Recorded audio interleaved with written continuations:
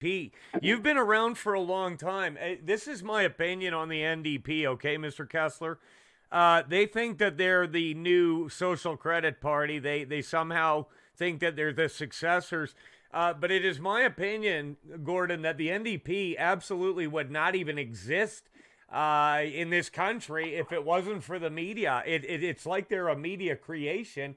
Traditionally, they only held, like, what was it, 2 seats in Parliament, but they just kept getting plugged and kept getting featured, and they keep going to them for sound bites.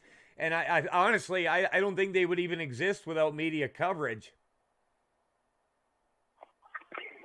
Well, I'll tell you an interesting story. When I was in the legislature, one of my assistants was able to get a copy of the agenda of Grant Notley, Rachel's dad. Yeah. And he brought me a copy of it, and whether or not he should have had it doesn't matter. I ended up with a copy of it in my desk. And it was basically the Communist Manifesto. That's what it was. So even then, they talked about Grant Notley being a kind socialist, but just like all socialists, they're very patient, and their agenda is. I used to say, well, socialism, a little bit of socialism, is like being a little bit pregnant.